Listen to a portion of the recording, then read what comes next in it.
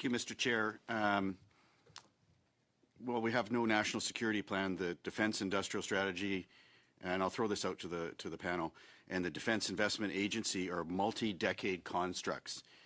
Between February 28th and last Thursday, roughly 80 days, we've had the Iran war begin, Strait of Hormuz close, Defence Ministers say Canada will contribute to Hormuz, the United States pause the Permanent Joint Board, a Russian ambassador threatened Latvia on the Security Council, and an internal email asking CAF personnel in Ottawa to hand back fragmentation vests for equipment because there's not enough to go around.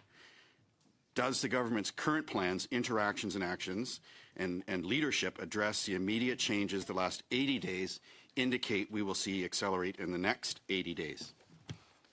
So we'll start Mr. Leprecht and then work around the room if time allows. We live in an outdated mode of the understanding of war. We live in a world at war and at conflict. We just understand it as this black and white dyadic structure, as opposed to that our adversaries are engaging in cognitive warfare against us every day.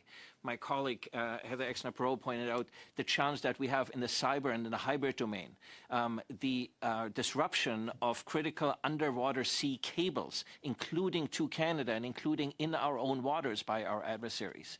And like everyone the opportunity to speak, if that's all right. I appreciate your comment. Mr. Shimoka. I would argue that the current defense policies are rooted in 2017, frankly. And on top of that, we could go on for many hours, but the reality is that if you look at the development of technologies, capabilities that is occurring among our allies like the United States or NATO or whoever, it is absolutely clear that there are completely new processes that are being developed, new approaches. We are not even scratching the surface of this, and we really need to move forward. We think we're talking about drones or unmanned undersea surface vehicle, all that. We are not We are only at the very cusp of this. Thank you, and I wish we had hours to discuss this important topic. Mr. Hubert. I think just go to Pillar 4 of the industrial strategy, the protection of supply routes.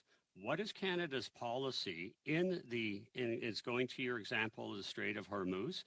How are we keeping the supply strategy of oil? In other words, do we have a plan? Are we passive? Do we just sit back and let the prices of oil approach $2 a liter? We don't have anything on that. And I think that illustrates your point that we have these new forms of conflict. We have these events occurring. We have this industrial strategy that has a very specific pillar of resupply, of supply chains. And yet when the war, as it's occurring in its form, and I agree that we've been in war for a very long time, what's our strategy? Do we have a plan, or are we passively waiting for the Americans, the Iranians, agree. Whatever? Thank you. I agree we're not seeing any plan. And if Mr. Chair would allow, absolutely no plans. And if Mr. Chair would allow, we have one more quick answer. I want to give Mr. Aminato an opportunity. An opportunity. Absolutely, Ms. Perot. Thank you, Mr. Chair, for your understanding. I'll go quickly. I'll just say we're coming into the upswing of commodity cycle. That means that we're very close to scarcity. A lot of supply chain, a lot of minerals are now needing to be replenished. We do not have enough in the pipeline. We have not had enough exploration. We have not had enough discoveries. Everything is going to get more expensive. That will be inflationary. That will tax defense industrial strategies as well as just generally economic aspirations across the planet. Canada is in a unique position that we can actually contribute to some of this, not only for defense, but for economies. And so the faster we can build, the less pain the rest of the world is going to be feeling.